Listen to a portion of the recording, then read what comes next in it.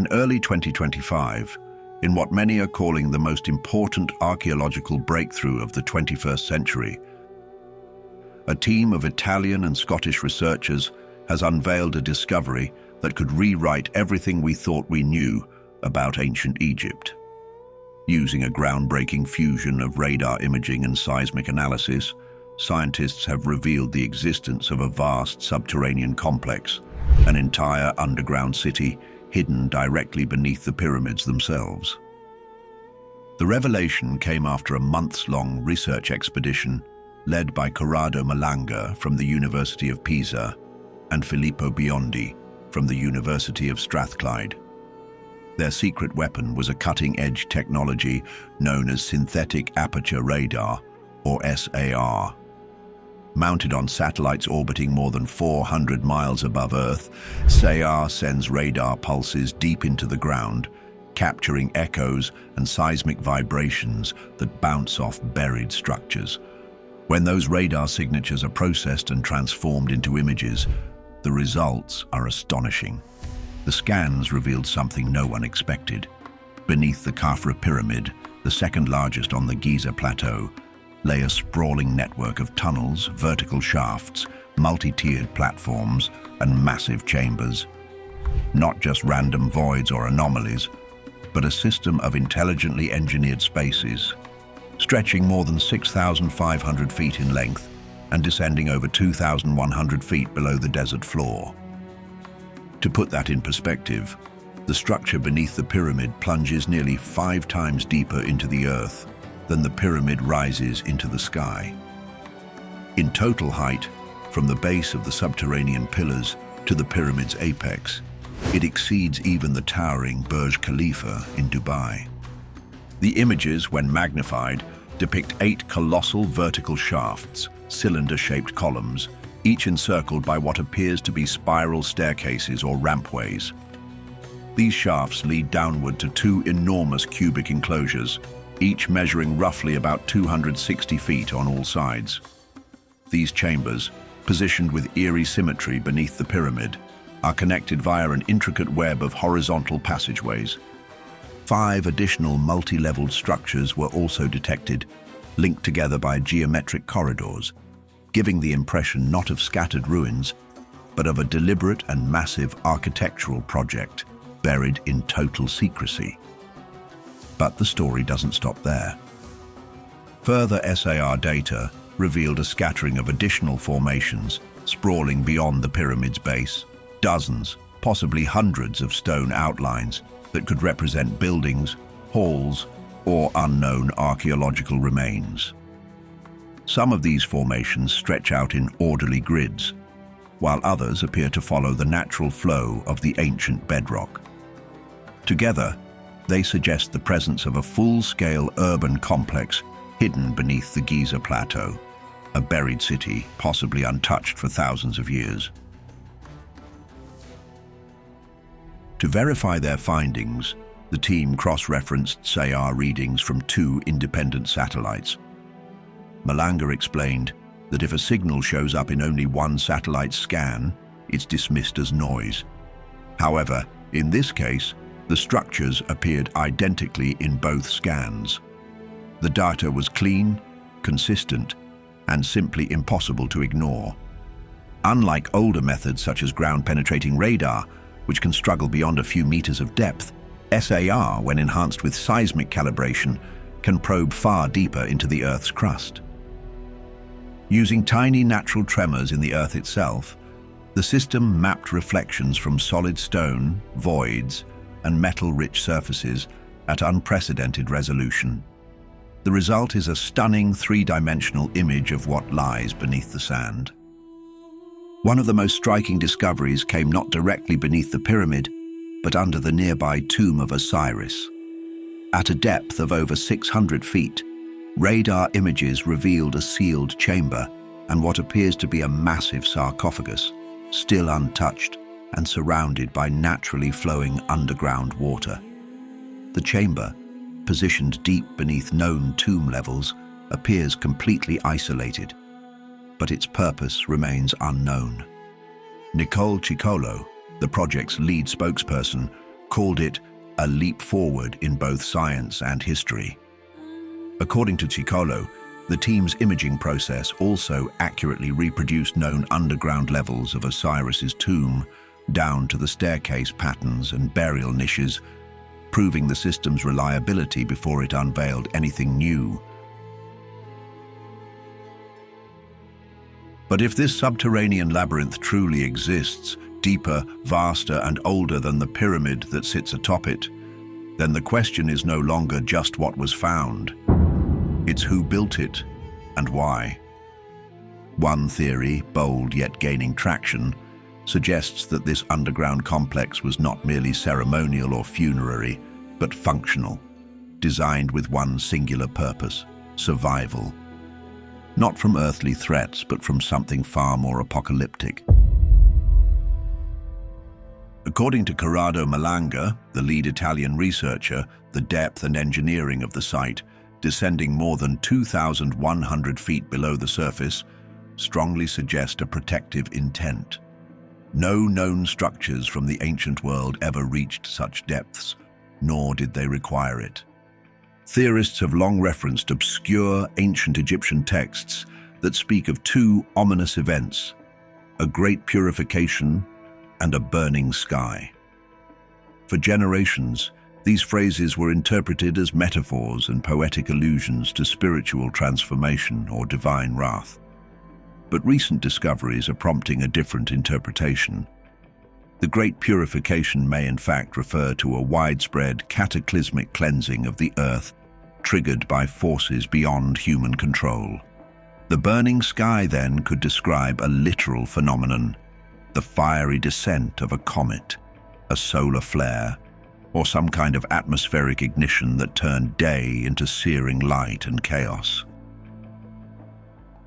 In light of the newly uncovered underground complex, some researchers now believe that an advanced civilization, one far older than dynastic Egypt, foresaw such a disaster. And rather than succumb to it, they engineered a vast subterranean city not as a temple, but as a vault. It's here that the theory of an Armageddon vault takes shape. The underground city's scale, symmetry, and apparent infrastructure could indicate it was designed to house not only individuals, but knowledge, science, medicine, and astronomy, sealed away in a time capsule beneath the sands. If true, this would not be the first time human myths echoed memories of ancient global disasters: Atlantis, the Deluge, Zep Tepi. As researchers dug deeper into the digital topography of the site, they noticed something peculiar: a recurring alignment. Not just in the angles of the passageways or the orientation of the cube-shaped chambers, but in their cosmic positioning. Each of the shafts aligns with uncanny precision to stellar coordinates, most notably to the belt of Orion, mirroring the same celestial map etched into the layout of the Giza pyramids above. But while the pyramids correspond to Orion as it would have appeared around 10,500 BC, the structures beneath them, based on their deeper strata, suggest an even older origin. The Great Pyramid of Khufu, the oldest of the three, is conventionally dated to around 2,560 BC. But if the foundations beneath the Khafra Pyramid lie more than 2,000 feet below and predate even the visible monuments, then how old is this structure really? Some estimates based on stratigraphic layering and the undisturbed nature of the subterranean deposits suggest 20,000, 30,000, possibly even 38,000 years before present. That would place its origin not in pharaonic Egypt, but in the Paleolithic era, when, according to Orthodox history, humans were still living in caves and had yet to develop written language. Yet here we are, staring at architectural blueprints that display not only advanced engineering, but astronomical knowledge, alignment with cosmic cycles, and a precision that would challenge even modern construction.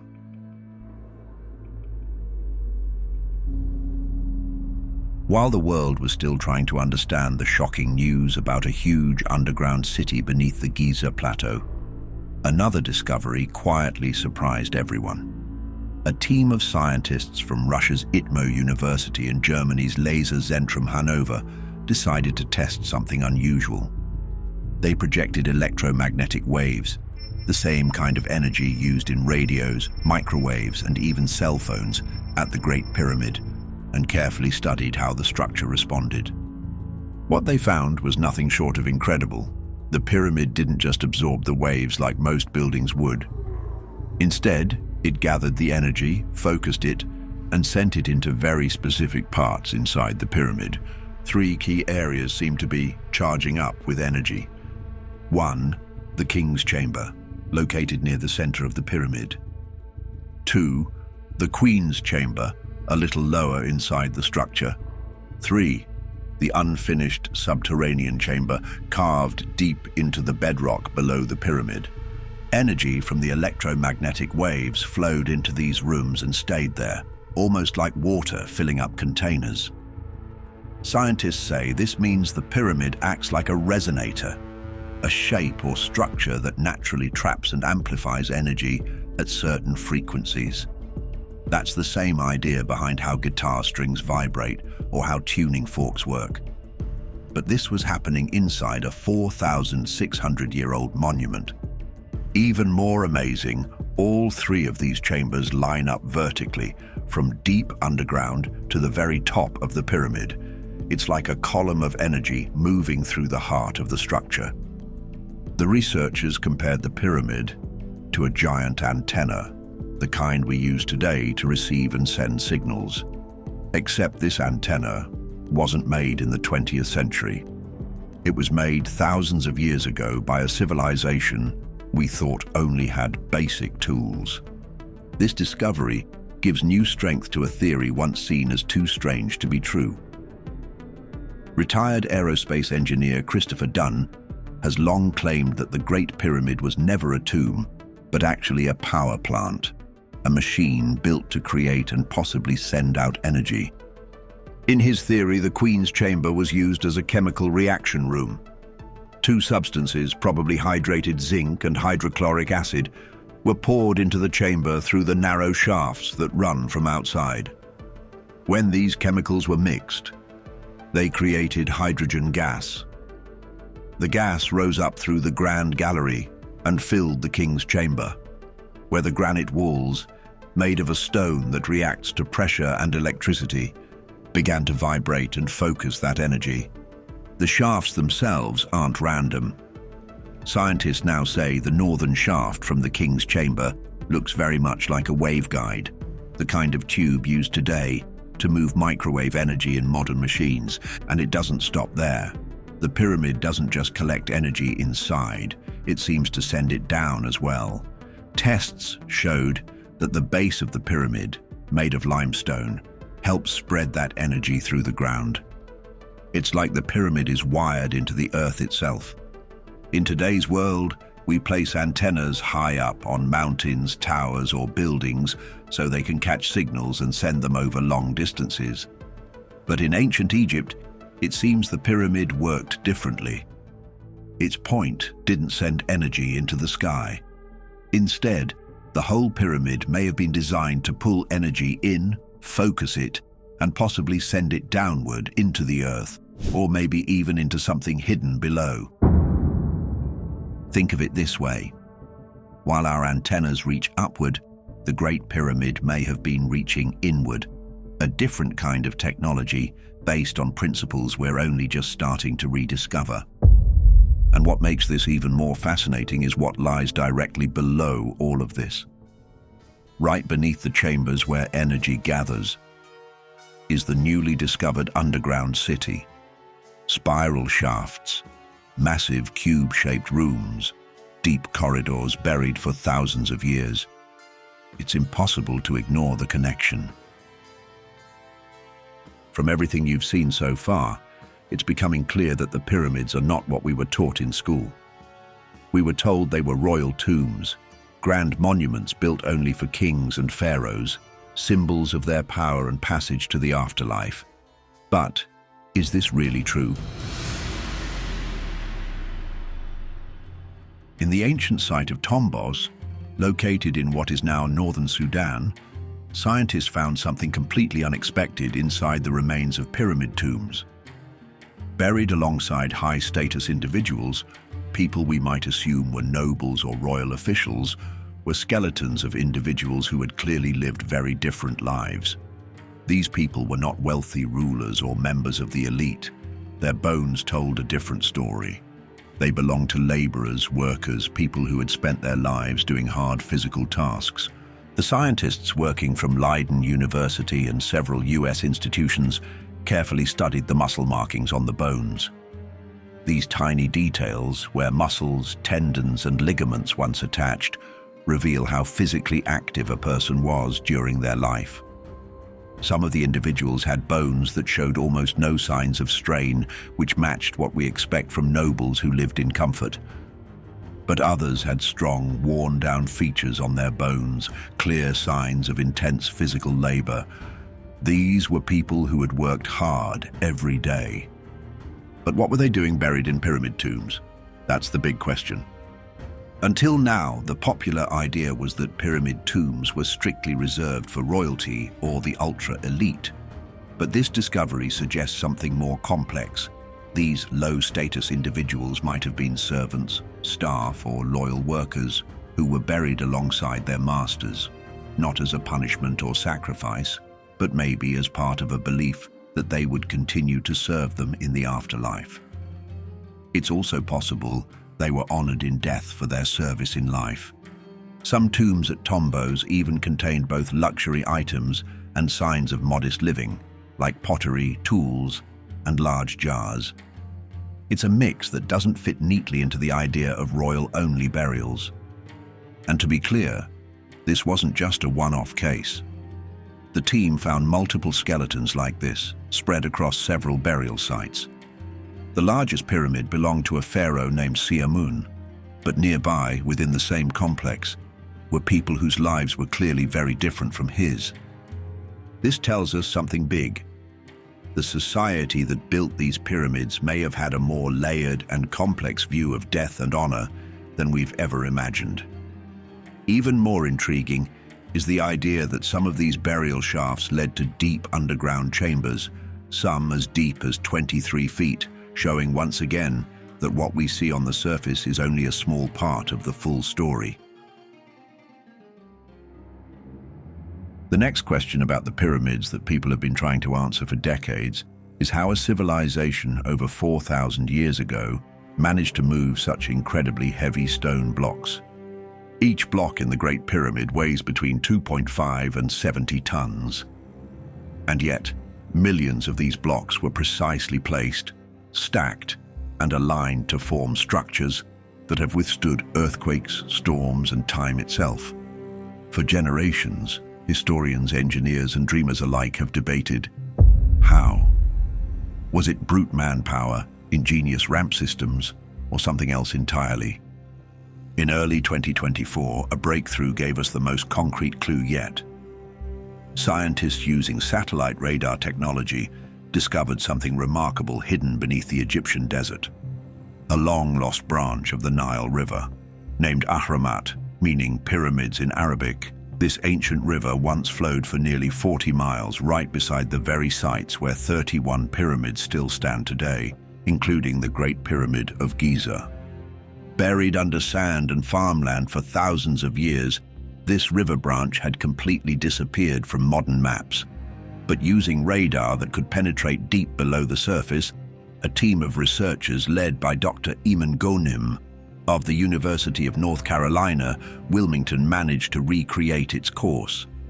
Sediment samples from the area confirmed its existence and, more importantly, its timeline. The pyramids weren't just randomly placed in the desert. They were built along the banks of this once thriving waterway. That revelation suddenly made centuries of speculation make sense. Moving enormous blocks over land would have been nearly impossible, but moving them by boat along a river is practical. Archaeological studies had already shown that many of the pyramids were once connected to valley temples, which functioned as ceremonial harbors. Long stone causeways led from these temples to the base of the pyramids, suggesting a symbolic and physical journey. Massive stones, likely quarried in the south of Egypt, could have been floated down the Nile, then offloaded and transported via these walkways to their final resting place in the pyramids. This finding elegantly explains how the ancient Egyptians may have solved the seemingly impossible challenge of pyramid construction. Geography was their secret tool. They didn't need space-age machines. They used the environment, the seasons, and a river that no longer exists.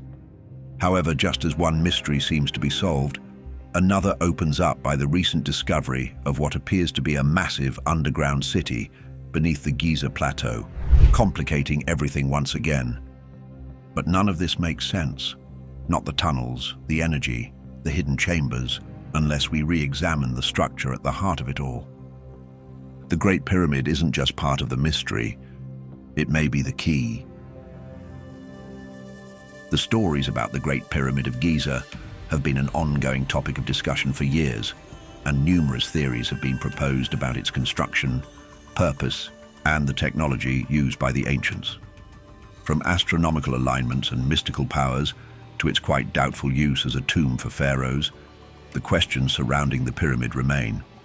But in a recent video, Graham Hancock, the renowned explorer, announced some fascinating and little-known details about the ancient megastructure. He suggested that a significant event might have changed the face of the Great Pyramid. Some researchers point to an earthquake in 1301 that led to the loss of its summit, resulting in its current height of approximately 450 to 455 feet, down from its original 481 feet. By analyzing the slope of the pyramid sides, experts can calculate its original height and determine that as much as 30 feet was lost. Today, the top of the Great Pyramid appears as a stepped platform featuring two distinct levels. However, the uncertainty remains. Was the Great Pyramid ever actually completed in ancient times? It was covered with facing stones, and you can see some of the facing. The ready availability of this high-quality stone made it an attractive resource for builders, leading to the removal of numerous facing stones and the destruction of its facade. Inside the Great Pyramid, there are four very narrow shafts that point up at the sky. Two of them point north and south from the so-called King's Chamber, a room with no discovered burial, but containing a sarcophagus too large to have been transported through the corridors. The Queen's Chamber shafts are more complex and enigmatic. He was a Freemason called John Wayneman Dixon, and he went around knocking on the walls, and he found two hollow points, and he broke those through. You could do that in 1872. They opened up into these two shafts, which go horizontally at first, and then point up at the sky. What makes these shafts particularly fascinating is their alignment with the four significant stars during the period believed to be the construction era of the Great Pyramid. Archaeoastronomy, a universal intelligent language, reveals that one shaft aligns with the lowest star of Orion's belt, a constellation associated with the god Osiris. This alignment is meaningful, given the celestial imagery linking Osiris to Orion. Other shafts align with specific northern stars during the time the pyramids were built. The ground pattern at Giza, with its resemblance to the stars and its relationship to the Nile River and the Milky Way, matches perfectly with the sky around 12,000 years ago. This correlation persists from approximately 1,000 years before gradually shifting due to Earth's slow movement. According to Hancock, this raises a contradiction. While the alignment of the pyramids with the ground suggests a date of 12,500 years ago, the alignment of the shafts within the Great Pyramid corresponds to a date 4,500 years ago.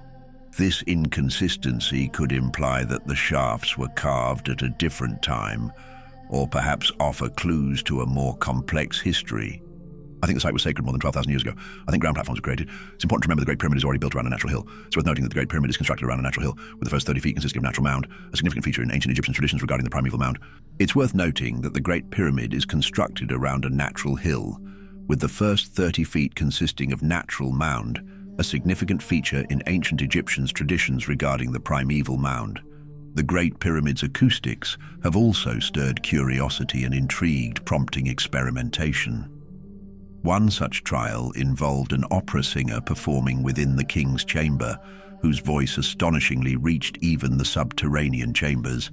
This phenomenon supports the notion that the original sacred site was located there, with ground platforms strategically placed.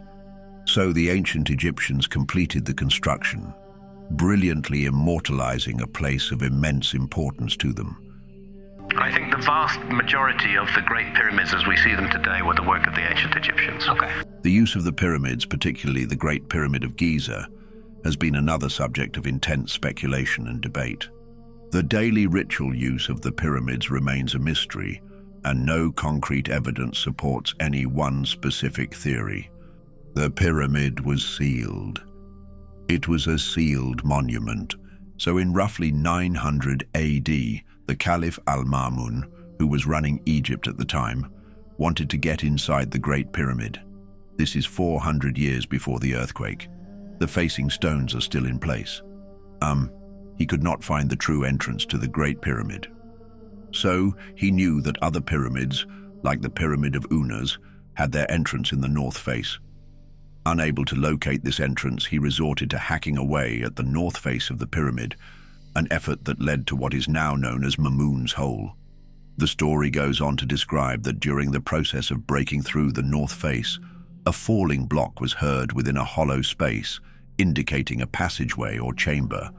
After passing through Ma'mun's Hole and turning a corner carved out of the rock, you begin to ascend a corridor that leads to the Grand Gallery.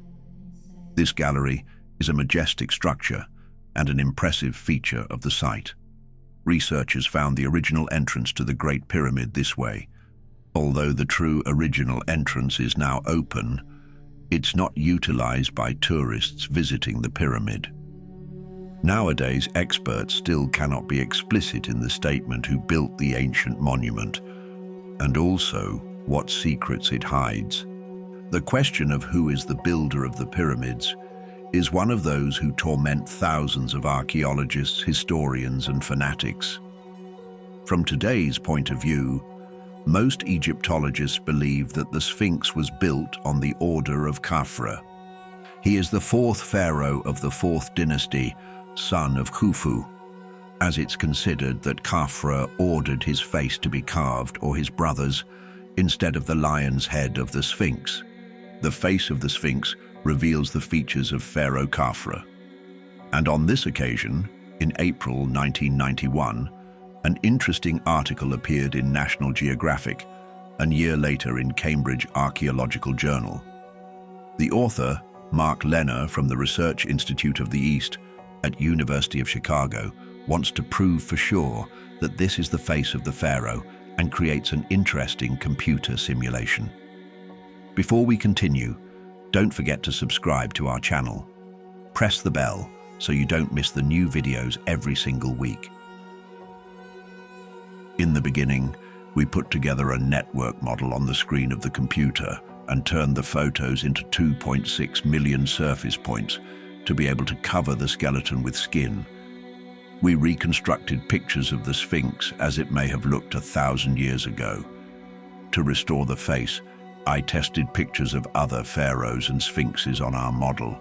With the face of the Khafra, the Sphinx just aroused for life. Mark Lenner is a very respected scientist, and his experiments at first glance seem logical. A bit later, however, was found that his work has a small but a very serious drawback.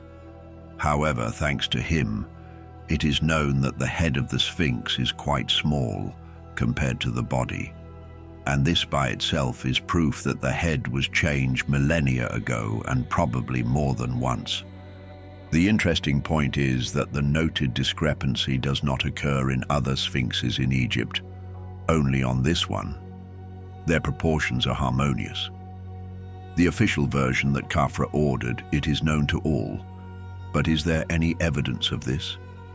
Of course not. The only proof that caught all Egyptologists' attention is a found syllable on the granite stela of the Sphinx. Thutmose IV himself tells that once when he was hunting, he came across the sacred path of the gods, as he called it, which led from Heliopolis to Giza.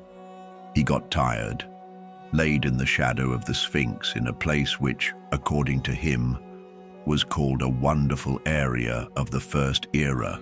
When he fell asleep in his dream, the Sphinx appeared and told him, "I am your ancestor, Hier Achete, created by Ra-Aten," told him he would gift him the throne and a long, happy reign if he frees him from the desert sand covering him almost to the head.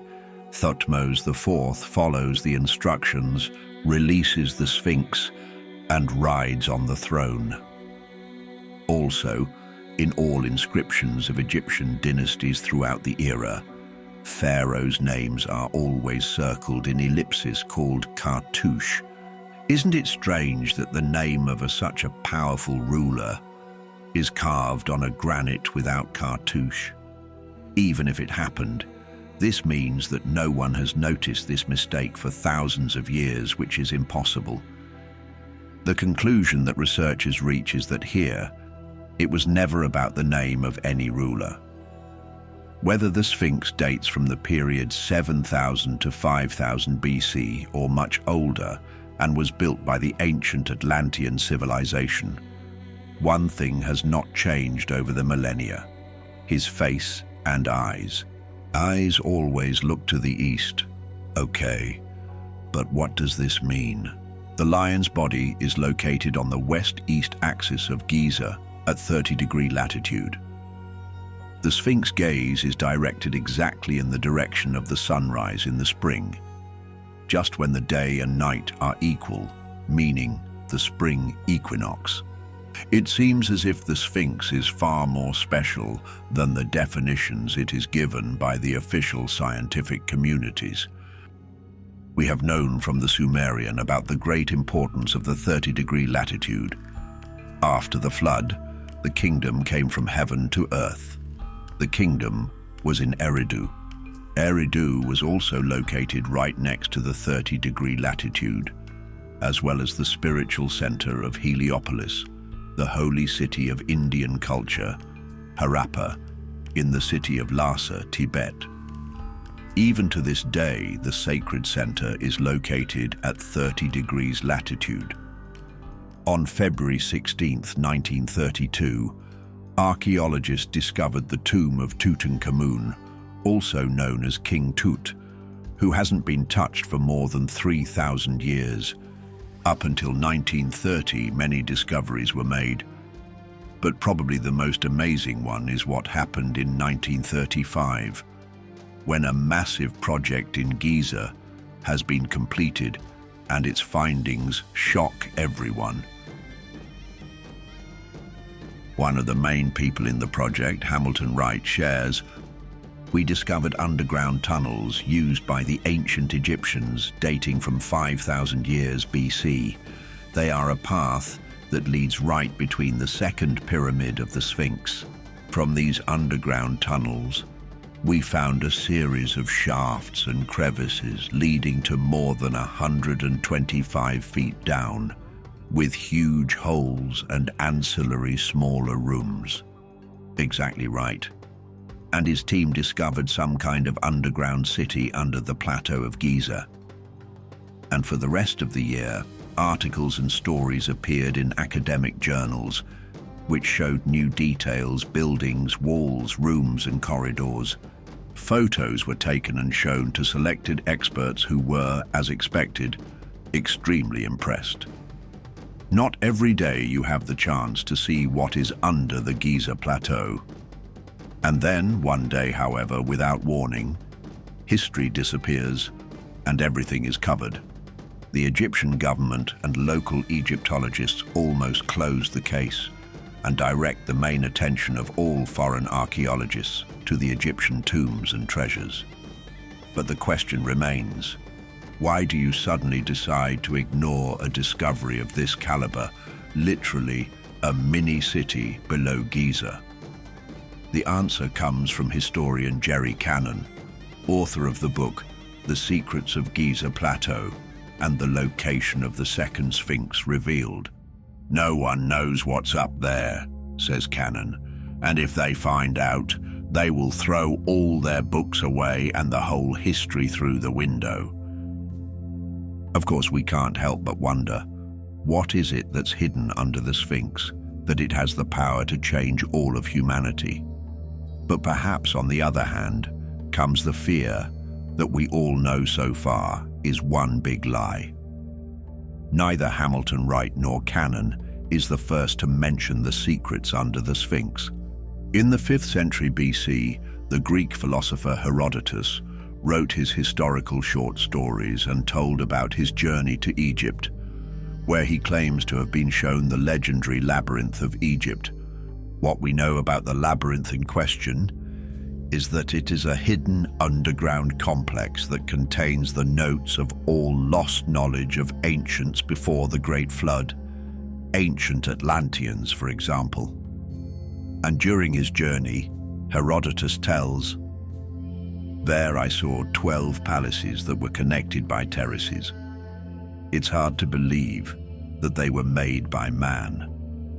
The mysterious and enigmatic corridors between rooms and halls were endless wonders for me, as we passed from large courtyards to rooms through galleries, again through more rooms and more courtyards. The roof of each room, yard and gallery is like the walls made of stone. The walls are covered with engraved figures, and each hall is made of white marble with columns on the sides. To each corner, where the labyrinth ends, there is a pyramid about 240 feet high. This is about 73 meters with engraved animals and underground passages, through which can be passed. I was told that the underground rooms and corridors connect this pyramid with the pyramids in Memphis." Let's dive deeper into this hypothesis. It's claimed that the original builders of the Sphinx belonged to an extremely high race, intelligent beings, and one of their secret chambers contains their accumulated knowledge. Even more astonishing is the story of the heir of historian Masudi, who says the following: "These secret tunnels contain morals of wisdom and achievements in the various arts and sciences, and are hidden so deep that they can remain as notes and guidelines for those who will use them over time. Is all of this even possible? And is it real? If not, why all of them historians talk about the same thing, and why these stories are not at all mentioned or ignored in the modern times that we live in?" Herodotus is far from being the only ancient historian and philosopher who spoke of an underworld in Egypt. The 1st century Greek philosopher Strabo also claims to have seen the maze, which he describes as a great palace constructed from a multitude of palaces, as well as its peer. The Roman author Pliny the Elder writes about a puzzling labyrinth made of paths that built an entire underground complex. At about the same time, the Greek historian Theodorus gives a similar description of the labyrinth. When a man enters the sacred place, he will find a temple surrounded by columns, 40 of a side. This building has a roof made of single stone carved with panels and richly decorated with excellent paintings. They contain memoirs of each king's homeland as well of the temples and the sacrifices that were made. All of this skillfully done in drawings of majestic beauty. We do not know if you've heard of the American clairvoyant Edgar Cayce. He was an exceptional person, not by accident, called the Sleeping Prophet because literally told his prophecies in his dream. We know it may sound weird, but stay with us. Cayce made thousands of predictions in the 20th century before his death in 1945, and was quite accurate. He predicts the collapse of the Comedy Exchange in 1929, World War II, the death of 2 American presidents, the fall of the Soviet Union, and a bunch of other important events. He was so good that a stenographer was hired to stand next to him while he sleeps to record all his predictions during sleep. In his life, he's made about 14,000 predictions, as 12,000 of them have come true, and 2,000 are about to happen in the future. From all of them, he's made one small mistake. He once received a letter from France in which a man asked him to see his health, but he was wrong, predicting the condition of his twin brother. This is his only mistake. But where is the connection with ancient Egypt? In one of these recorded prophecies, he says that the mystical Hall of Chronicles or Wisdom will be discovered in the 90s under the pole of the Great Sphinx in Giza. He says that the Sphinx is not 4,500 years old, as it was accepted back then, but more than 10,000 years old. In the same way, Thoth also says that in the underground near the Sphinx, there is a room where objects are hidden, which proved that there were advanced civilizations on Earth about 500 million years ago. As compared to them, we're just some children. Thoth himself tells that for 500 million years, civilizations existed, but about 5.5 million years, something catastrophic happened, and it affects our familiar Akashic records. But let's go back to the Sphinx. Another thing that doesn't correspond to what we've been taught and the official information. Here, things are starting to get very strange.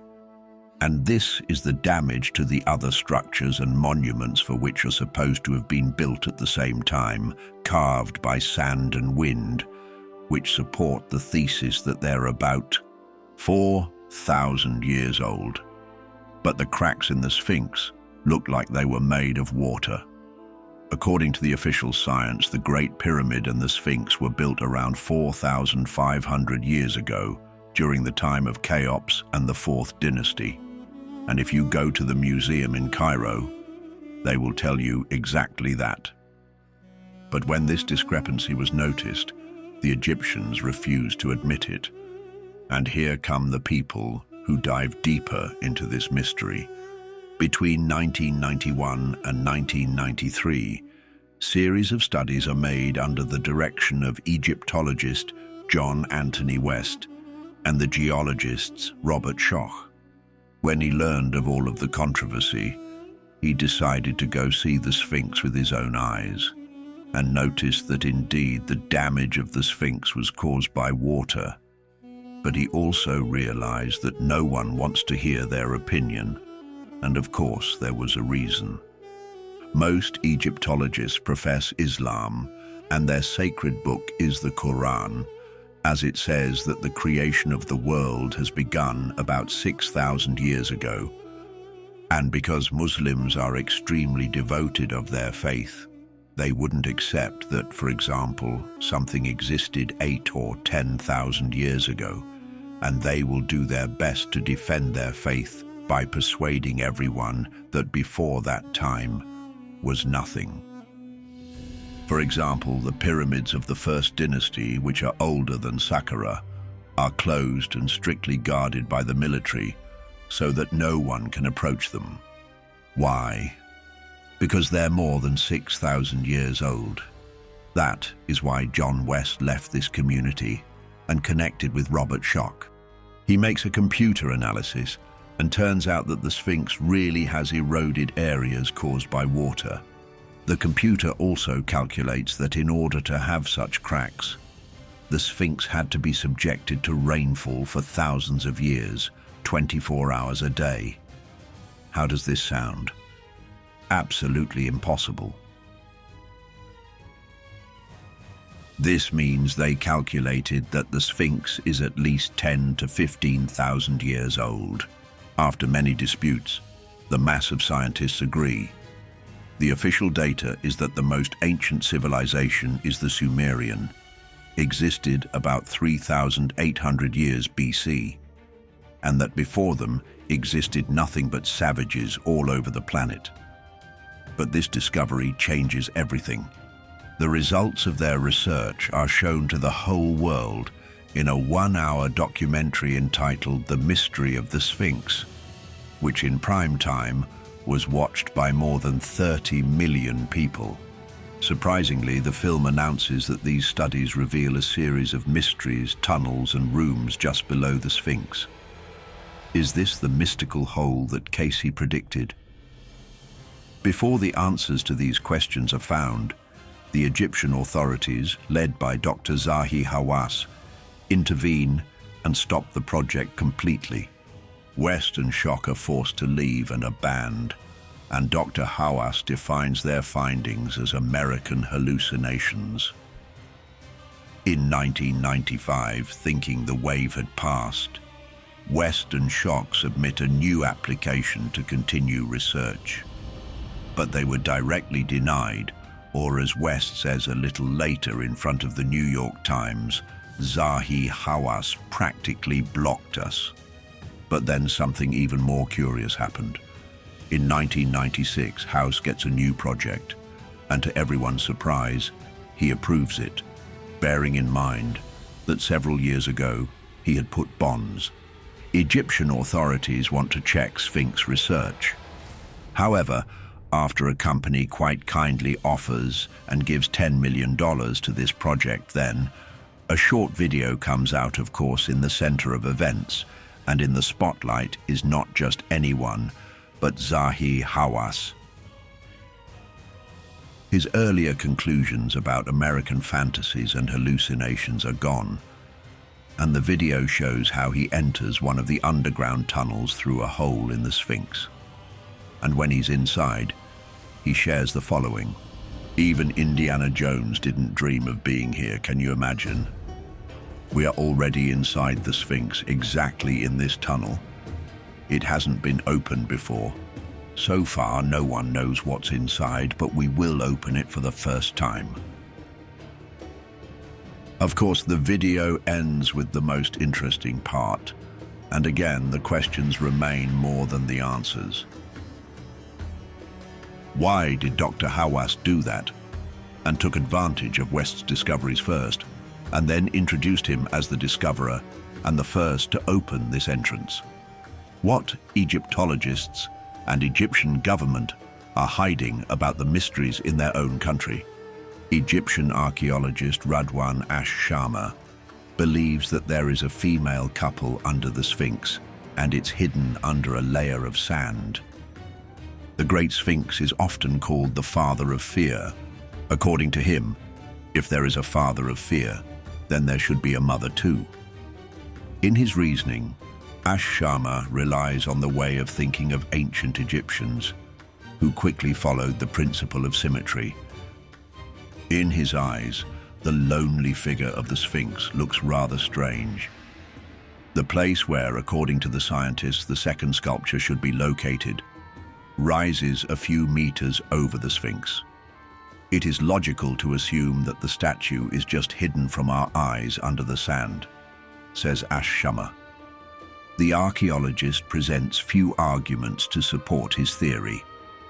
Ash-Sharma reminds that there is a granite stela between the front paws of the Sphinx, which depicts two statues. There is also a limestone tile that says that one of the statues was struck by lightning and destroyed. Before we continue, make sure that you subscribe for our channel so you don't miss the new episodes every week. Dr. Zahi Hawass, as we found in part 1, blocked the research of West and Schoch and admits that many more than one tunnel exists under the bowels of the Sphinx, and that these tunnels hide many secrets about the construction of the pyramids. Up until 1998, Hawass himself conducts first-person expeditions in the tunnels under the Sphinx, but suddenly changes completely his position and direction. The project and researchers are halted, and he claims that there is absolutely nothing under the Sphinx. Quite strange position considering all the available evidence and taking into account that literally a year ago, He claimed that there was much more inside from one tunnel. He even goes so far that he completely denies that there is a hole in the Sphinx, which is the entrance to one of the tunnels. Even if we hadn't seen the video, I question how he enters one of the tunnels. The story is a story. The facts are facts, which, by the way, never lie. Around 1733, researcher Charles Thompson makes notes that there is a considerable hole at the backside of the Sphinx. In 1798, the French archaeologists and artist Vivant Denon sketched the Sphinx, on which one can clearly see how one of the people comes out of a hole in the head of the Sphinx. Until the 20s of last century, was made a photo of a balloon in the air of the Sphinx, where we very, very clearly see the hole in his head. Then what was Hawass talking about, and why he turned his direction in this way? Why he suddenly decided to give up a project that costs millions? Unfortunately, his case is not the only one when we talk about Egyptologists. In fact, some of them tell us about the mafia that controls the research and blocks the new information that appears on the official sites of Egypt. Documents show that since 1837, French engineers have made a great discovery, having found a door that leads to a corridor, and as soon as they entered, they were obstructed by energy that simply did not allow them to go forward. Something like the Samadhi caves told by Dr. Ernst Muldashev. Around the 90s, just when West and Shock are excluded from their project, another team led by German labor engineer Rudolf Gottenbreg sent a small robot equipped with a camera to explore a small tunnel in the Big Pyramid. First, in 1993, he found a wooden door with metal handles inside the tunnel. This shocked them because nowhere else so far metal was found. They wondered what is behind this door, but soon after that, Gottenbreg and his team are also halted, and the project is stopped. Then, for around 10 years, according to official scientists, they developed a robot to open the door in question. And in 2003, it was released into the same tunnel. He successfully opens the door, and behind it, the narrow tunnel begins to narrow even more. The robot fails to get far, and in front of him, a new door shows up. Only in 2013, a new robot was launched in order to open the new door. But immediately after that, the tourist access to the pyramid is closed, and all test results are classified. What they saw, what they found, what they understood, remains a mystery. Even in present days, in 2008, a researcher project entitled Expedition Matterhorn was started in the area of Halawa, which is very close to Giza. They use specifically made radars to detect what's under the sand, and the surprise is, they begin to find signs to rooms, corridors, walls, tunnels, underground huge halls measuring around 150 to 100 meters. The results of the whole research have been published in scientific journals and academic articles. One day, without warning, the Egyptian authorities stopped the project again and even tried to hide information about the new discoveries. But what secrets do they really hide? And how will this affect our understanding of human history? If we go back to the words of Masudi, who claims to have seen the huge holes, the secret tunnels, and the rooms are not the only thing they discovered. Up until then, the official version is that the Sphinx is about 4,500 years from the Khufu dynasty. But the two discovered that the erosion shows that the Sphinx is much older, even before Sahara existed as a desert at the end of the last ice age, when heavy rains have constantly flooded the area.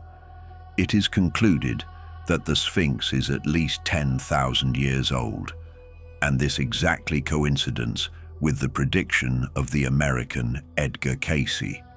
On the other hand, the ancient Egyptians have no records to indicate that they are the builders of the Sphinx. In fact, in 1850, a plaque was found showing that Khufu or Khafra are not the builders of the Sphinx. They only restored it, which means that it existed before them, or, as the authors Hancock and Boval say, the Sphinx is associated with the Great Pyramid and with the Nile in such a way that it is a copy of the orientation of the stars, not just the stars today, but their arrangement about 10,000 years ago. The interesting thing is that if the Sphinx and the pyramids are more than 10,000 years old, this automatically means that they're older than the whole Egyptian civilization. According to Sumerian records, their civilization was visited by the gods coming from heaven called Anunnaki. They brought them advanced technology and knowledge, helping the growth of human civilization. In modern times, of course, many people believe that these were not ancient gods, but highly developed creatures or aliens who have come to extract gold from our planet. What is the connection with the Sphinx, and what hides underneath? Interesting is the fact that the version of the ancient Library of Wisdom under the Sphinx has existed in various eras and personalities in history. Chronicles and artifacts are not isolated cases. It seems as the information was quite ordinary and not secret and mysterious as we thought. And long ago it was available for every ancient Egyptian.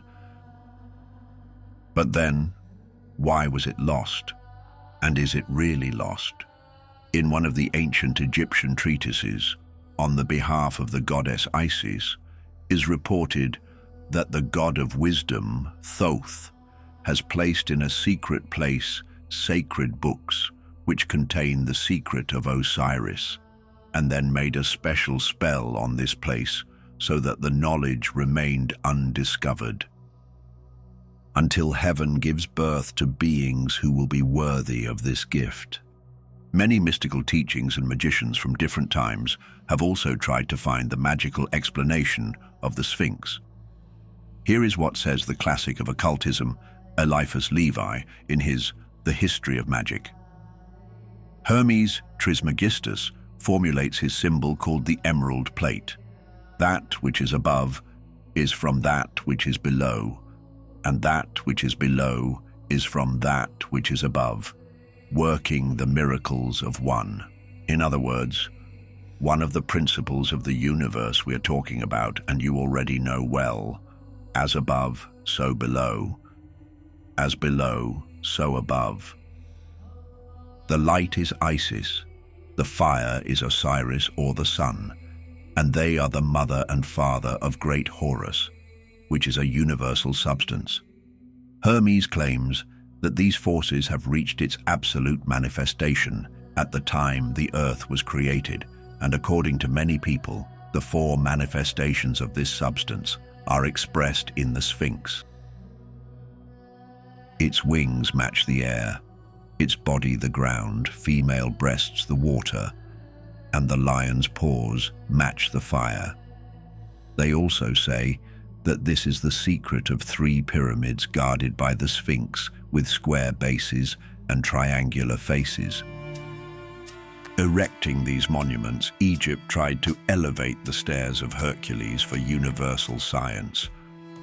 It is said that artifacts from the gods are kept in the secret rooms which possess great power, and if they fall into the wrong hands, a true disaster will come for all of us.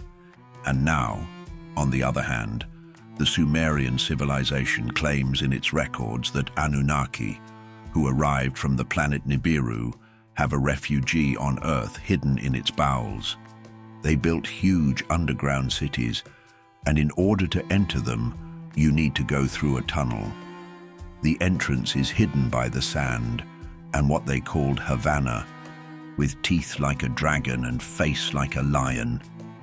He says that these tunnels were guarded by mechanical statues with amazing possibilities. I've seen things that man can't even imagine out of fear and doubt, but I've still seen them. The records contain data on Atlantis from the beginning of this period, when the spirit took shape and began to conquer this country, says in one of his revelations, Edgar Casey. And we can make the connections ourselves. Are these some of the things hidden under the Great Sphinx in Giza? And possibly, is the unlocking of this mystery able to lead to a complete change of the human existence and our history as we know it? Maybe that's why they're so strictly guarded even to this day, and the Sphinx continues to be the guardian of deep secrets of the whole humanity. The Egyptian pyramids at Giza, standing as one of the most awe-inspiring and enigmatic structures on Earth, have endured the test of time for thousands of years. Throughout centuries, countless individuals, including some of the most brilliant minds, have been captivated by the mysteries these monumental structures embody. One such individual was Nikola Tesla, the celebrated inventor whose revolutionary ideas still influence our modern world. Tesla was fascinated by the pyramids. His contribution to the invention of technologies such as smartphones, Wi-Fi, and AC electrical supply systems have been significant. However, beyond his well-documented inventions, Tesla harbored an enduring interest in several other mysterious top-secret projects, including the Egyptian pyramids. But what did specifically about the Great Pyramid interested Nikola Tesla? And how did the secrets of the ancient monuments influence Tesla's inventions and theories? This interest in the Egyptian pyramids started when he was merely 20 years old and eventually became a lifelong pursuit. Tesla was drawn to the Great Pyramid, marveling at its size and scale, constructed from 2.5 million stone blocks and weighing nearly 6 million tons. This colossal structure has long attracted visitors from all over the world, its secrets inspiring the imagination of many, including Tesla, especially the notion of the ability of the pyramids to generate power. People often think the pyramids were built as tombs for ancient Egyptian pharaohs, but no mummies have been found there. Actually, all mummies were discovered in the Valley of the Kings. Plus, the pyramids lack any Egyptian inscriptions, which is odd, considering the resources that must have been used to create such impressive buildings. With this evidence in mind, the purpose behind the construction of these structures remains a mystery. In his pursuit of understanding, Tesla turned to numerous books about ancient structures, finding that the pyramids were believed to contain an incredible amount of energy. At a time when the concept of electricity was still relatively unknown, Tesla started contemplating the probability that the pyramids housed some form of advanced technology. He became sure that the pyramids got their power from electromagnetism. Maybe they were built with that in mind, some form of crystal energy. Tesla proposed that the chambers within them were designed to interact with electromagnetic fields. The materials used in their construction, such as the stones, he believed, had energy-storing properties derived from the sun and the moon. So, he suggested that the pyramid might have been designed to generate an energy field capable of providing electricity to cities. In 1905, Tesla submitted a patent in the US titled "The Art of Transmitting Electrical Energy Through the Natural Medium." This patent outlined designs for a series of global generators that could tap into the Earth's ionosphere to harness electrical energy. He perceived Earth as a colossal electrical generator spinning around two magnetic poles, which he later incorporated into his design of Tesla's electromagnetic pyramid. Furthermore, Tesla believed that the location of the pyramids, not merely their shapes, was a source of their energy. Inspired by this belief, he decided to build a tower facility that would later illuminate an entire city. This tower, known today as Tesla Experimental Station and located at the base of Pikes Peak, its peak in Colorado Springs, is also referred to as the Wardenclyffe Tower or the Tesla Tower. He designed and constructed these structures following the loss of the Giza pyramid's location relative to the Earth's elliptical orbit and the equator. According to Tesla, the prototype of the tower would send and receive data in unlimited energy as far as Paris, France. Regrettably, Tesla's discovery and device sank into obscurity following his mysterious death in 1943. Nevertheless, his works lived on. Scholars and researchers have since delved into his theories on the power of the pyramid, and his ideas have contributed to unraveling many of the mysteries surrounding the pyramids. Tesla's interpretation of the pyramids may sound elusive, but perhaps he sought to convey the power of something far more ancient than previously believed. A key aspect of Tesla's theories centered around numerology, specifically the numbers 3, 6, and 9. He professed these numbers to be of great importance, representing a key to the universe.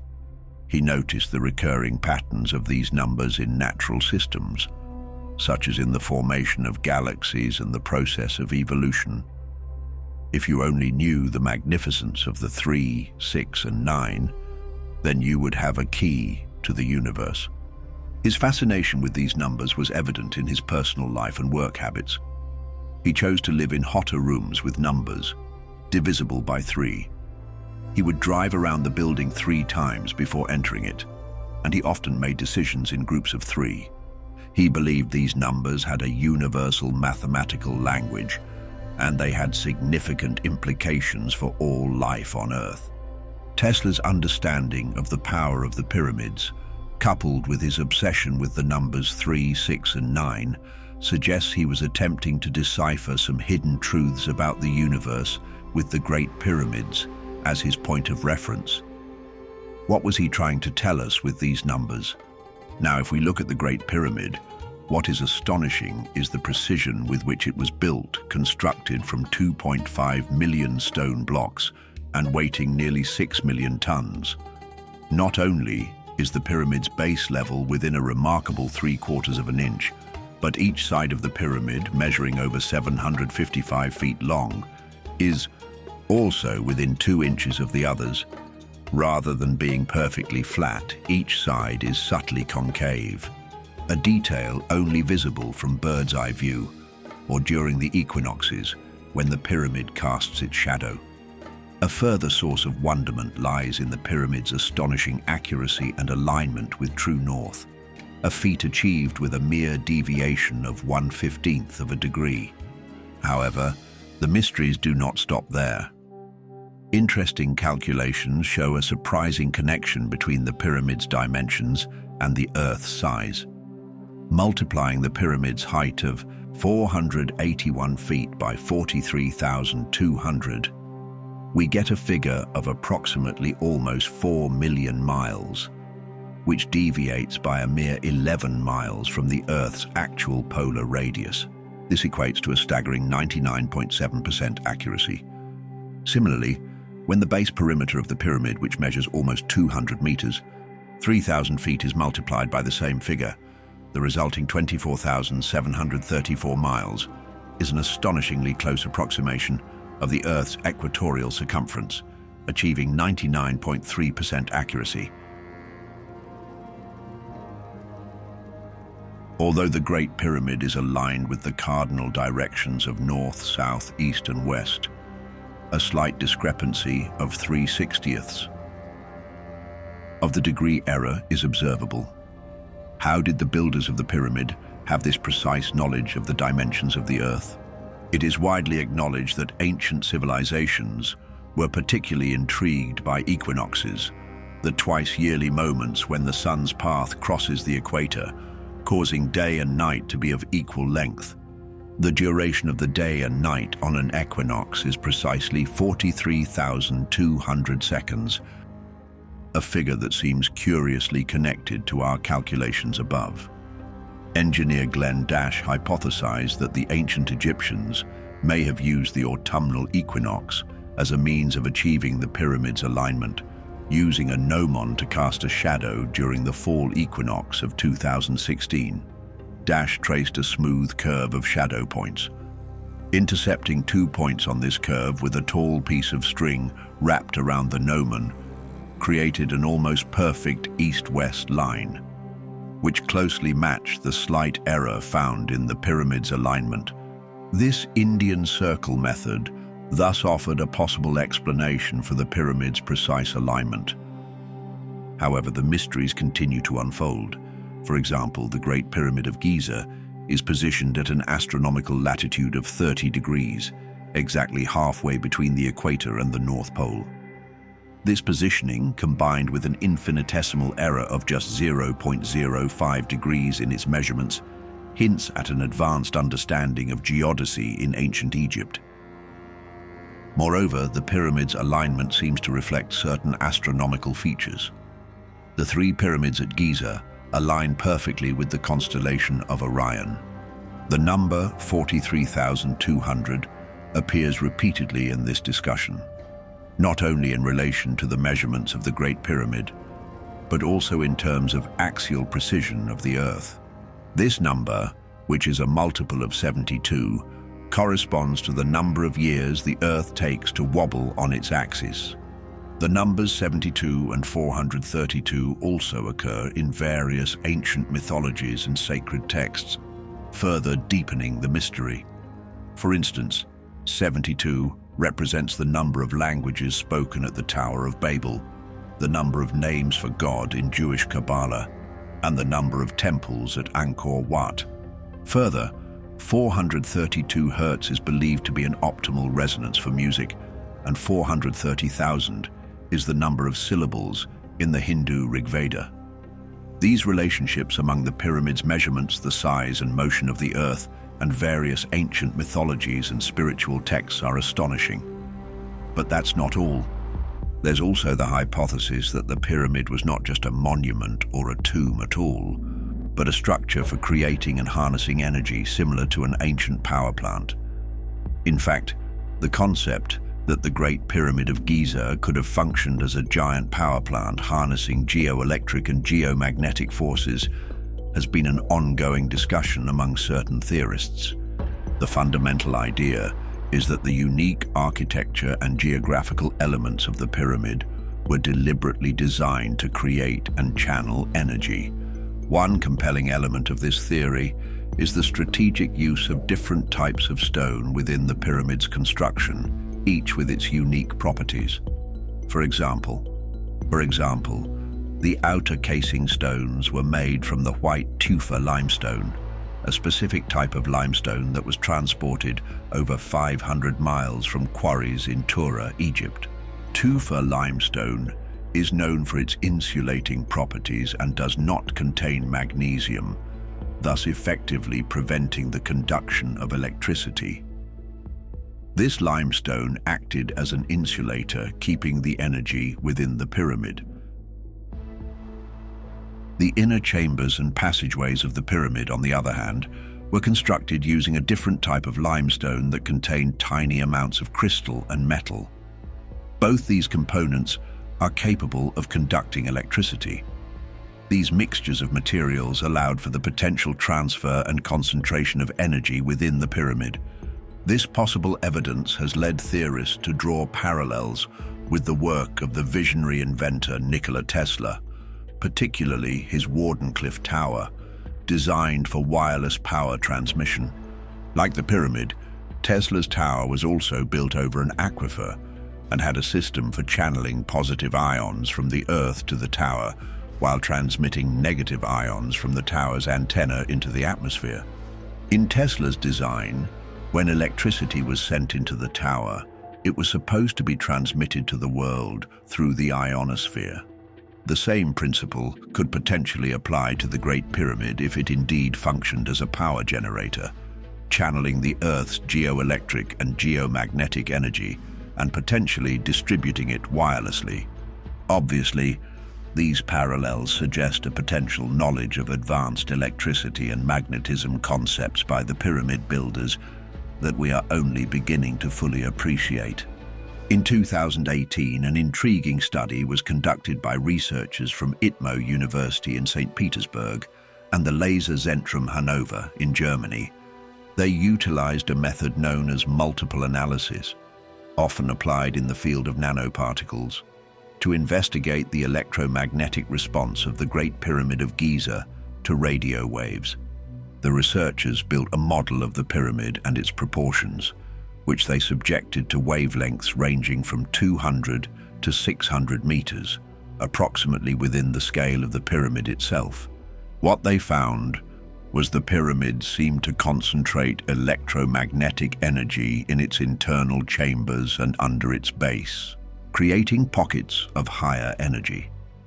The electromagnetic waves used for the study largely align with the resonant frequency of the Earth, a concept Tesla heavily invested in during his lifetime. Nikola Tesla proposed a theory of standing waves around the Earth's surface, often referred as the Schumann resonances. The lowest of these frequencies, and perhaps the most fundamental, is approximately 7.83 Hz, but they extend upwards and interact with the Earth's atmosphere in complex ways. Tesla intended to tap into these natural frequencies to transmit power wirelessly across long distances. In terms of the Great Pyramid, this study might suggest that it was designed to resonate with certain frequencies or harness natural terrestrial energies. As the pyramid concentrates these electromagnetic waves into the chambers and base, it behaves in a way not unlike a resonant cavity, similar to a musical instrument amplifying sound, or a microwave oven amplifying waves to heat food. Eric Wilson, in his 2019 paper, Large-Scale Thermoacoustic Generator, argued that vibrations in rock, like granite, can cause electrons to migrate, possibly turning the pyramid into a power-generating machine, attuned to the Earth's natural vibrations. In this theory, the tidal energy created by the Moon's gravity is the power source, leading to an unlimited and clean energy supply. The Great Pyramid's location also seems well chosen for generating physioelectricity. Physioelectricity is electricity obtained from the natural physical movements with the help of certain harnessing devices, with the Nile River providing a consistent flow of water to create an electric current. It would move upwards through the pyramid, culminating in the gold capstone, the perfect conductor. The underlying aquifer would contribute to the energy generation process by creating vibrations that could be converted into electromagnetic energy. However, both Tesla's tower and the Great Pyramid seem to have suffered catastrophic events that led to their dysfunction. The Wardenclyffe Tower was destroyed, while the discovery of traces of acids within the pyramid could imply a controlled explosion or some form of a chemical reaction that may have taken place inside the structure. It's posited that the acid traces may have remnants of a more complex process related to energy generation or storage, potentially involving chemical reactions, but this remains purely speculative. In addition, the walls of the king's chamber appear to have separated from the floor and exhibit a bulging pattern, possibly indicating an explosion's force acting upon them. This same type of damage is also evident in the steps of the chamber and other parts of the interior structure. Initially, it was believed that an earthquake might have caused this suspected explosion. However, engineer Christopher Dunn dismissed this idea and instead proposed that a different type of cataclysmic event could have occurred within the pyramid. This event, he suggested, may have effectively eroded the structure's functionality as an active power plant. Interestingly, there is no record of such a catastrophic event in the meticulous chronicles of ancient Egyptians. This lack of documentation casts a shadow of doubt on the whole theory. While the Egyptians were great record keepers, there seems to be no documentation of their use of electricity, let alone any record of the Great Pyramid as a power plant. But there are some who believe that the ancient Egyptians utilized electricity. Certain hieroglyphs depict what appear to be light bulbs, Yet there's no archaeological evidence supporting the presence of materials necessary to make light bulbs, such as glass, in ancient Egypt. However, the existence and advanced engineering of the Great Pyramid, built in unknown times, is an undeniable testament to the sophisticated knowledge possessed by the ancients. But this leads to an intriguing hypothesis. What if the Egyptians did not build the pyramids themselves? What if they merely discovered these impressive structures, which were remnants of a more advanced prehistoric civilization? The Orion constellation theory, proposed by Graham Hancock, posits that the layout of the Great Pyramid complex closely matches the pattern of the stars in the Orion constellation. The Egyptians were known to track celestial movements for agriculture and ritualistic purposes, which lends some credibility to this theory. However, any correlation between the pyramids and the night sky would have to reflect the celestial arrangement as it appeared about 4,500 years ago during the Old Kingdom of ancient Egypt. Robert Schoch, a professor at Boston University, suggests that the Sphinx and the Giza might be approximately 13,500 years old. He bases his assertion on the fact that the Sphinx shows signs of erosion caused by the wind, sand, and notably water. The water erosion pattern seems to indicate that a tremendous volume of water once rushed over the plateau, which aligns with the conditions at the end of the last ice age around 9,700 BC.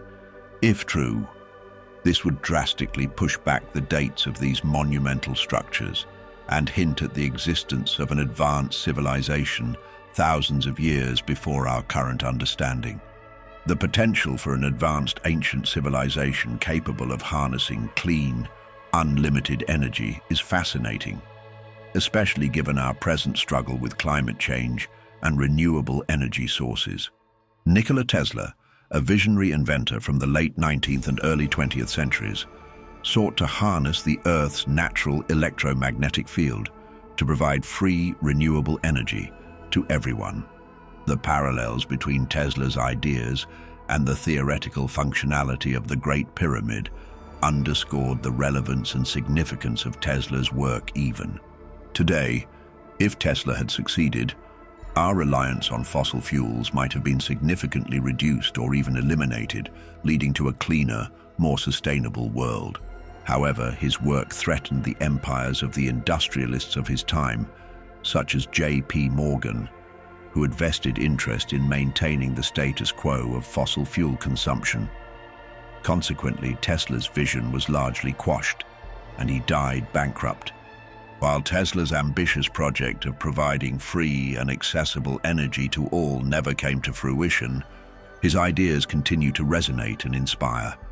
His work poses intriguing questions. How would Tesla's innovations have reshaped our world if they had been fully realized? And what could we learn from these lost opportunities as we navigate our current energy crisis? These considerations, along with the ongoing archaeological mysteries such as the Great Pyramid, challenge us to reconsider our historical understanding and seek sustainable solutions for the future. This discovery, in my opinion, is the most important discovery on the 21st century. Egypt, an enigma veiled by the sands of time, continues to capture our imagination even today. Renowned across antiquity for its remarkable mysteries and unparalleled feats of structural engineering, Egypt remains a treasure trove of undeciphered secrets.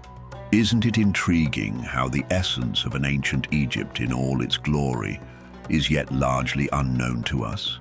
Even though periodic discoveries hint at the extraordinary capabilities of this ancient civilization, a majority of Egypt's past remains buried under its vast sands. Egypt's spectacular accomplishment, so mind-boggling in their intricacy and scale, have led many to ask a question that smears the border of reality and science fiction. Could the ancient Egyptians have been in contact with alien beings who passed on their advanced knowledge to humans? Using new technology, such as soft-bodied robots that are capable of tunneling through sand and navigating in tight spaces, explorers have made some terrifying discoveries in the sands of Egypt. What exactly were these mind-blowing discoveries, and how do they reshape our understanding of ancient Egypt and its people? From the world's first ever pregnant mummy to hidden chambers in the Great Pyramid, these recent discoveries have only served to fuel speculations and fascinate us further. But what do these discoveries really signify? What secrets do they hold about the mysterious land of Egypt? In 2011, a strange archaeological discovery was made in the ancient Egyptian city of Avaris. Near a royal compound, archaeologists found 4 pits containing a total of 16 dismembered, larger than average right human hands, estimated to be about 3,600 years old. The peculiar find was near King Hayan's palace, a ruler of the Hyksos, a West Asian group that once held power in northern Egypt. This led to the hypothesis that these hands might be the earliest physical evidence of an ancient practice where soldiers would sever the right hand of their foes after victory, trade them for gold, and then dispose of them in designated pits.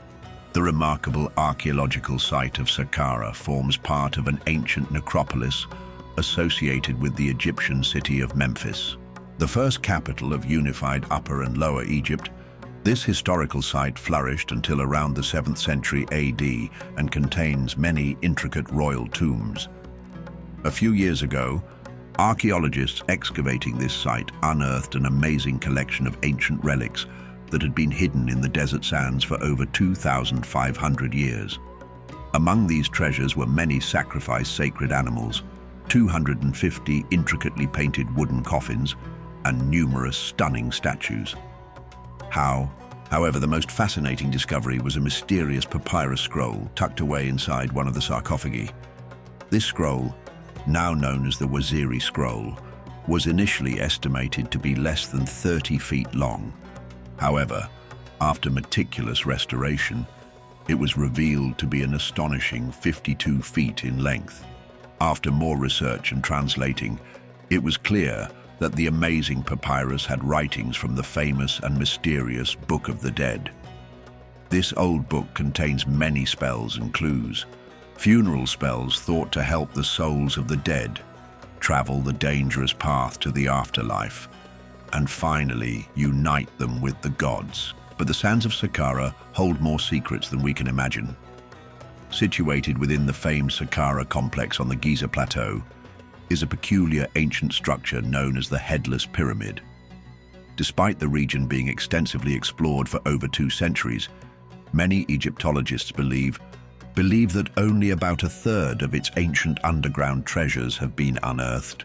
First discovered in 1842 by a German archaeologist, this obscure headless pyramid was quickly reclaimed by the ever-shifting desert sands and remained lost for over 160 years until its rediscovery.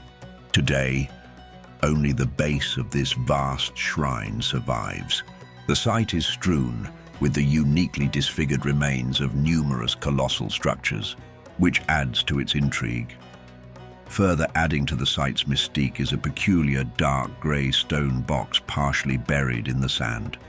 The box's enormous rock lid remains curiously intact and seems to have been fitted in such a way that it's not just placed on top, but has perfectly slid into the top of the box itself. A mysterious perfect drill hole visible on one side of the box remains unexplained. Inside a nearby pyramid, another box of very similar design exists, made entirely from another exotic volcanic rock known as dacite. Some observers claim that the stunning and impressive ancient stonework found in this now ruined site gives off the impression of having been crafted by a fabled, lost technology that we still don't understand. But what happens if we look at the most astonishing Egyptian monument, the Great Pyramid? The Great Pyramid of Giza, standing as the lone survival of the 7 wonders of the ancient world, is a stunning testament to the architectural brilliance of the ancients. Rising to an impressive height, It punctuates the skyline as a majestic monument that has captivated humanity for millennia. Despite countless years of exploration and study, the Great Pyramid continues to guard its secrets closely. The techniques employed in its construction, the intentions of its architects, and the purpose of its enigmatic interior chambers, these riddles persist. Their answer is lying hidden within the heart of this colossal edifice. So, what's inside the Great Pyramid? So far, we have known that the Great Pyramid of Giza houses 3 primary chambers. The King's Chamber, located in the pyramid's heart, made from red granite and featuring a large granite coffer. The Queen's Chamber, beneath and east of the King's Chamber, with 2 mysterious shafts. And the Subterranean Chamber, a seemingly unfinished space cut into the bedrock with a pit and a dead-end tunnel. These chambers are linked by corridors and passages, including the Grand Gallery and the Well Shaft, which collectively exhibit the pyramid's intricate engineering and design. The King's Chamber, in addition to the mysterious empty granite coffer, is also known for its complex system of 5 relieving chambers above it. They were constructed to distribute the weight of the pyramid above the King's Chamber, reducing the risk of the chamber's ceiling collapsing from the massive weight above. The chambers are stacked one on top of another, and they're relatively narrow. They're filled with blocks of granite and limestone, and except for the highest chamber, their ceilings are flat. The relieving chambers are known by the names given to them by the British engineer Wayneman Dixon and Dr. James Grant, who explored these spaces in 1837. The bottommost chamber immediately above the King's Chamber is called the relieving chamber. The next one is named Davison's Chamber after Nathaniel Davison. Following is the Wellington's Chamber, then Nelson's Chamber, and the topmost chamber is known as Lady Arbuthnot's Chamber. Recent discoveries, however, have shown that above the Great Gallery, the corridor that leads to the King's Chamber, there is a hollow space now known as the Big Void. This discovery is significant because this is the first major structure found within the Great Pyramid since the 19th century. Its exact size, shape, orientation, and position within the pyramid structure are not yet fully known, and its purpose remains a mystery. It is speculated that this empty space is at least 30 meters, around 98 feet long. So, how was it discovered since there is no passage leading to it? The Big Void in the Great Pyramid of Giza was discovered by a team of scientists as part of the Scan Pyramids project, which is a collaborative effort from researchers of various institutions to use innovative, non-invasive technology like infrared thermography, photogrammetry, laser scanning, and muon radiography to study the pyramids. Picture this: a cosmic downpour of subatomic particles invisible to the naked eye, constantly cascading onto the Earth. These cosmic travelers are called muons, heavy-set cousins of electrons, and they hold the extraordinary capability of unmasking the unseen. The use of muon radiography, which leverages the cosmic particles that continually rain down on Earth, was key to discovering the Big Void. When these particles pass through empty spaces, they lose less energy than when they pass through solid rock. But placing detectors within and around the pyramid, scientists were able to collect data on the patterns of muons passing through the structure over several months.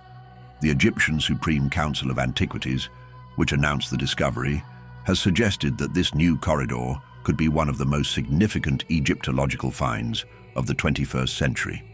However, we're still in the early stages of understanding what this discovery means and what secrets might lie within this mysterious corridor. Currently, what is inside this Big Void remains a mystery.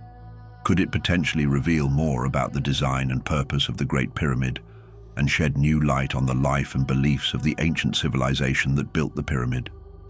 Exploration of the Big Void is a challenging prospect because any invasive procedure risks damaging the monument, which is both a valuable archaeological site and a symbol of Egypt's cultural heritage.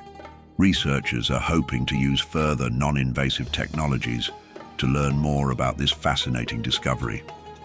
But as of my last update, no exploration or direct investigation of the void had taken place. The accuracy of the scan pyramids' mography and modeling empty spaces within pyramids is now proven, affirming the existence of the big void situated above the Grand Gallery. However, accessing this void is a significant challenge requiring potential drilling unless an undiscovered entry point exists at its base. In 2019, the latest scan pyramids data refined the big void's position, placing it between 10 and 15 meters directly above the Grand Gallery. If an approach towards it is to be made via drilling, Lady Arbuthnot's chamber, the second highest space above the King's chamber, appears to be the most promising location. Potentially, the big void could be accessed by drilling about 7 meters horizontally into the north wall of this chamber, with the entry point ideally located close to the big void's southern wall floor. The reason behind selecting Lady Arbuthnot's chamber over the larger and higher Campbell's chamber is to avoid damaging the protective chevrons overlaying over the spaces below, including the King's chamber. So drilling from Lady Arbuthnot's chamber allows a narrower error margin regarding the drilling elevation, with the possibility of slightly longer drilling if the big void slopes downwards. This approach is perfect for deploying endoscopes or robots for further examination. But the problem is that it is unlikely that the Ministry of Antiquities and Tourism will allow drilling toward the big void in the near future. So perhaps this pause provides an opportunity to revisit and reassess the last invasive drilling in the Great Pyramid carried out in September of 1986. This last invasive exploration of the Great Pyramid was conducted in the western wall of the corridor leading to the Queen's chamber, led by researchers Gilles Dormion and Jean-Patrice Gaudin. This 1986 exploration resulted in a book titled The New Mysteries of the Great Pyramid. Unfortunately, as it was published in French more than 35 years ago, many of its insights have been overlooked. What remains in collective memory is that the 3 drilling cores revealed nothing of interest except for the last one, which reached a pocket of sand. And here's the interesting thing. This sand, a large-grained pure quartz type not indigenous to the Giza plateau, extended at least 40 centimeters into a depth of 2.65 meters. Dormion and Gaudin had hypothesized that they would uncover sealed storerooms within the masonry. However, the famous Egyptologist Zahi Hawass, who assumed the position of Director General of the Giza Monuments in 1987, denied Dormion any further permission to the probe of the Great Pyramid. Still, their discovery of the sand pocket was not meaningless. Though a dead end in 1986 with advancements in robotics in recent years, it presents a fascinating opportunity for further exploration. The Hawks Lab Department of Mechanical Engineering at UC Santa Barbara has made remarkable progress in developing soft-bodied robots capable of tunneling through sand and navigating tight spaces. These robots, powered by compressed air, are designed to emulate the biomechanics of living organisms, thus minimizing resistance against sand. The innovation in this approach is truly remarkable. These ingenious machines grow from the front, completely eliminating friction with the environment. They also deploy a unique method of air fluidization, turning the gritty sand into a near-liquid state, reducing resistance and making their journey smoother.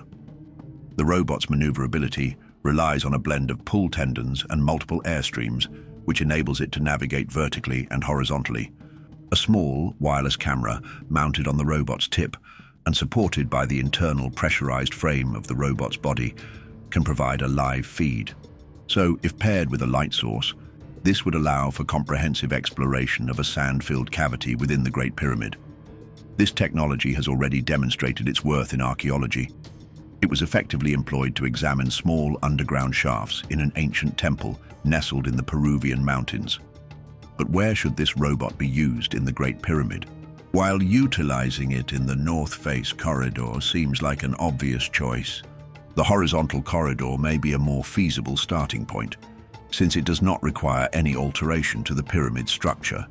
The Ministry of Antiquities' satisfaction with the unobtrusive exploration of the North Face corridor presents an opportunity to replicate that success, regardless of what the sand-filled cavity might reveal.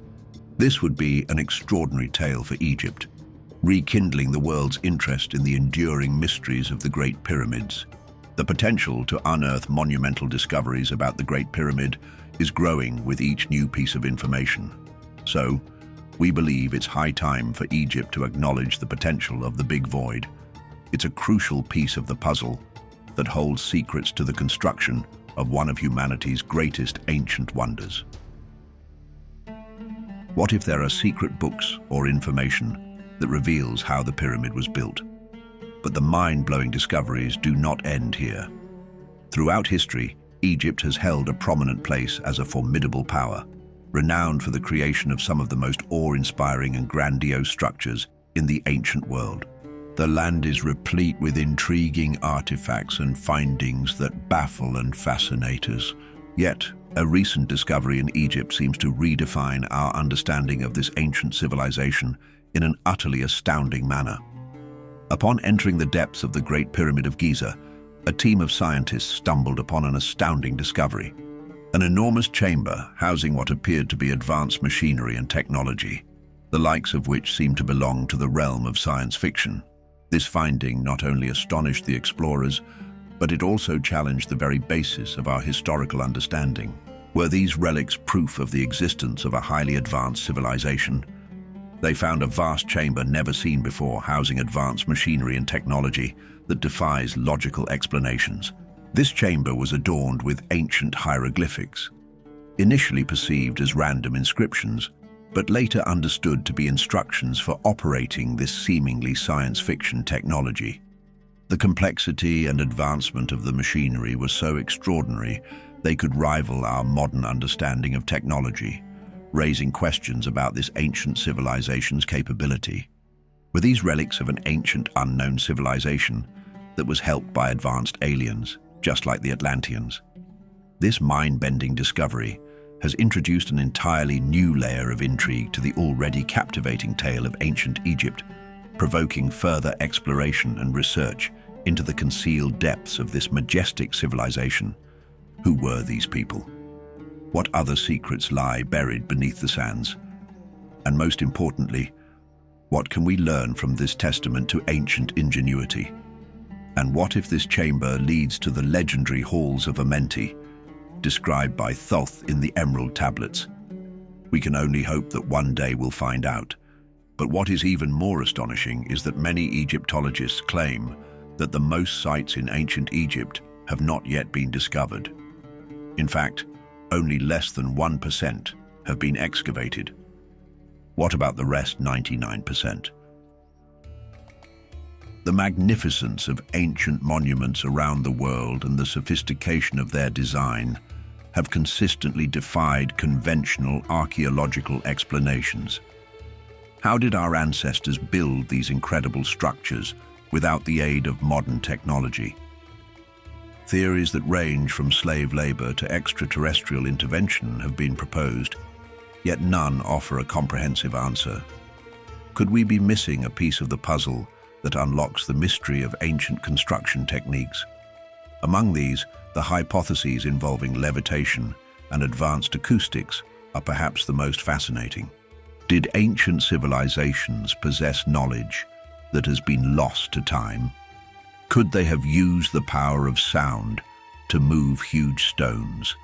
And are we on the verge of rediscovering techniques that suggest a lost technological sophistication that rivals or even surpasses our own?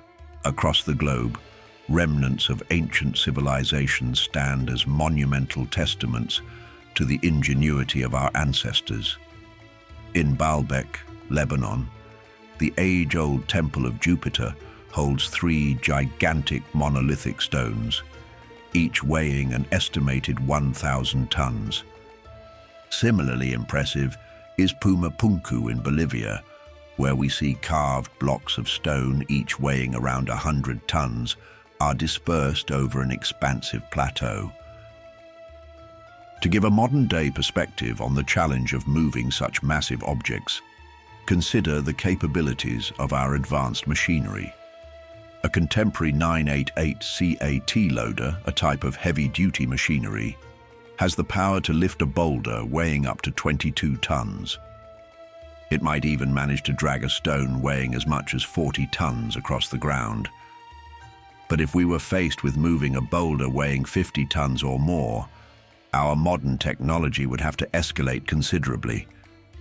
We'd need to deploy a whole arsenal of specialized equipment, including large cranes, hydraulic jacks, and robust steel girders. So how did the ancient people move these enormous blocks of stone? Millions of people visit the pyramids of Giza each year, which is not surprising given their enormous size and complexity. The largest of the three pyramids, the Khufu pyramid, is approximately 755 feet wide at its base and was originally 481 feet high.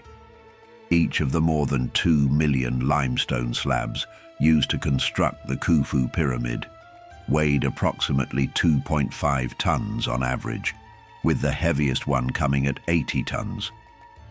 But lifting 2 million large limestone slabs is a huge undertaking. How did they get these stones here? The fact is, no one really knows for certain exactly how they were constructed. Mainstream science contends that it took a workforce of 4,000 to 5,000 men and 20 years to build the Great Pyramid using ropes, pulleys, ramps, ingenuity, and brute force. And it's possible, but is that even relevant? Two popular theories aim to answer this enigma. Either an advanced, now lost civilization once resided on Earth, or extraterrestrial beings intervened in our history, bestowing advanced knowledge upon our ancestors. Myths and legends from these ancient cultures often describe divine or superhuman forces employing levitation techniques to manipulate these colossal stones. The local folklore surrounding England's Stonehenge, for instance, speaks of levitational methods to transport its towering stones. And when it comes to the construction of Egypt's Great Pyramid, the 5th century BC historian Herodotus wrote of celestial guardians imparting to the Egyptians the ability to float the limestone blocks used in the pyramid's construction. Some researchers argue that ancient cultures might have really mastered the art of sound-based levitation, allowing them to manipulate heavy objects with ease.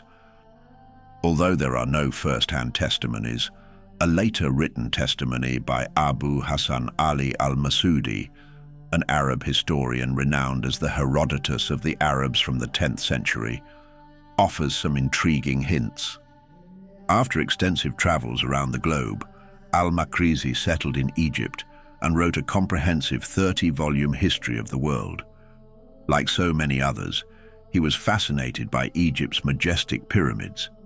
He wrote a captivating account detailing an unusual method for moving the enormous stone blocks used in their construction.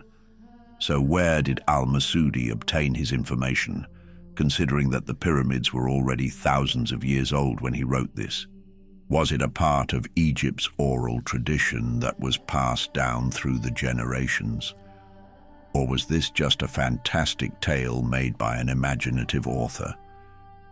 While levitation may sound a bit fictitious, and rightfully so, since most people think of it as some form of sorcery, supernatural power, or some sort of futuristic science used in flying saucers, there is actual science behind it.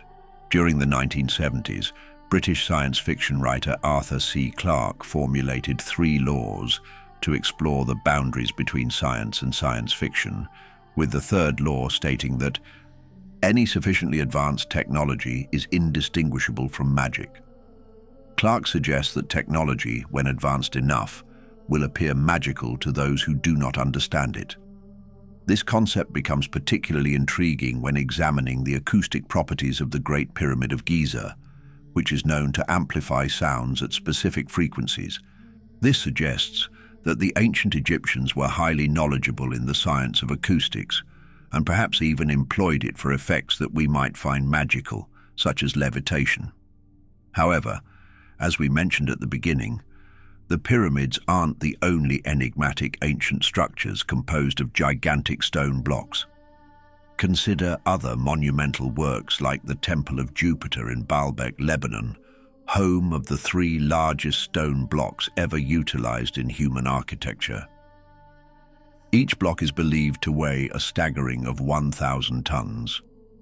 Despite the limitations of contemporary industrial equipment, these stones are so precisely aligned that not even a sheet of paper can be inserted between them. Nearby sits Hajar el-Hiba, the single largest piece of stone ever carved by human hands, weighing in at 1,200 tons. It is estimated that it would take the combined strength of 16,000 men just to move it slightly, a feat even modern technology would find daunting. Another enigma is Nan Madol, an archaeological marvel located on the island of Pohnpei in Micronesia. Often referred as the Machu Picchu of the Pacific, Nan Madol is unique for being the only ancient city built atop a coral reef. The site dates back to approximately 200 BC and consists of hundreds of stone logs, each around 3 meters long and 1 meter in diameter. These logs are stacked similarly to firewood, forming walls that reach heights of 40 feet and a thickness of 18 feet, surpassing the height of a 3-story building. The stone locks individually weigh approximately 2.5 tons, while some that form the towering walls can weigh up to 50 tons. So again, the question is, how did they accomplish such monumental feat? Many anecdotal accounts of acoustic levitation come from travelers in the Far East who claim to have met mystics or ascetics capable of levitating objects, sometimes with the help of sound. One remarkable account comes from a medical practitioner named Dr. Jarl, who claims to have witnessed this phenomenon firsthand during his time in secluded Tibetan community. In 1939, Dr. Jarl was summoned to a secluded Tibetan region to provide medical care for a revered Buddhist monk afflicted with an unidentified disease. After gaining the trust of their community, he was invited to witness a stunning display of sonic levitation as a sign of gratitude. The monks led him to a remote clearing encircled by towering cliffs. At the clearing's center lay a massive stone slab situated roughly 250 meters from one of the cliffs. The monks assembled 19 musical instruments, 13 drums and 6 trumpets in a semicircular pattern around the stone. As they initiated a symphony of drums and trumpets, a horde of monks began to chant, gradually increasing the pace. Although the initial 4 minutes yelled at no results, the stone began to tremble and eventually took flight as the crescendo reached its peak. It soared upwards, finally settling atop of a cliff 250 meters above its original position. Dr. Jarl captured this phenomenon on film, but sadly, the footage has since been confiscated and classified. But that's not the only example of acoustic levitation. The Florida Coral Castle, constructed by Edward Leedskalnin between 1923 and an unspecified year, is an enigmatic labyrinth stone fortress. Comprising nearly 1,000 tons of quarried rock, the entire structure was single-handedly carved, assembled, and lifted into place by Leedskalnin himself. One obelisk he erected is said to weigh 28 tons, while the heaviest stone on the premises is estimated to weigh a staggering 35 tons. To put this into perspective, some of these stones are twice as heavy as the largest blocks used in the Great Pyramid of Giza, and he accomplished all of this without the use of any heavy-duty machinery. Leedskalnin himself was cryptic but not intriguing. He said, "I've unearthed the pyramid's mysteries, understanding how the ancients in places like Peru, Yucatan, and Asia lifted heavy stones using only rudimentary tools." He claimed that through his Freemason connections he'd come across secretive knowledge that helped him manipulate gravitational forces. 21st century scientists are unsure if such a thing is even conceivable. Nonetheless, there have been many advancements, some of which are significant enough to imply that large-scale sonic levitation might be possible in the future.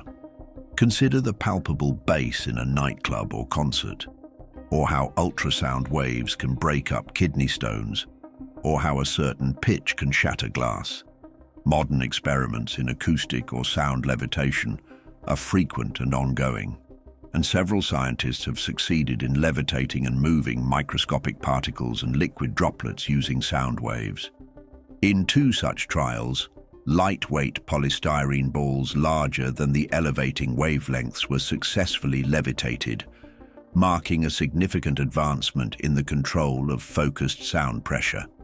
In a 2016 test conducted by a team of researchers from the UK and Brazil, a 50mm polystyrene ball was raised several centimeters off the ground and remained there for the duration of the sound waves. Just 1 year later, in January 2017, researchers at the University of Bristol in England made headlines when they introduced a prototype for a portable tractor beam, a device capable of levitating small objects solely through the use of sound waves. This handheld apparatus, equipped with an array of speakers, permits its user to focus sound waves on lightweight materials, thus effectively neutralizing the force of gravity and lifting the object into the air. So, could this be an early form of an ancient technique once used to levitate immense stones? While today's technology is limited to lifting only small, light-weighted objects, it's worth considering whether ancient civilizations had advanced to a level where they could manipulate this principle on a much grander scale. If we allow ourselves to entertain this idea, it offers a compelling explanation for the construction of colossal megalithic structures that have puzzled experts for centuries. It gives plausibility to ancient myths and legends that describe levitation as the means by which monumental stones were moved. In this context, what we are witnessing today with these technological developments might be a rediscovery or re-engineering of lost ancient wisdom. As modern science continues to explore the capabilities of acoustic levitation, we may find that the ancients were far more advanced in this area than we ever imagined. So, does acoustic levitation explain how the gigantic ancient monuments like the pyramids were built?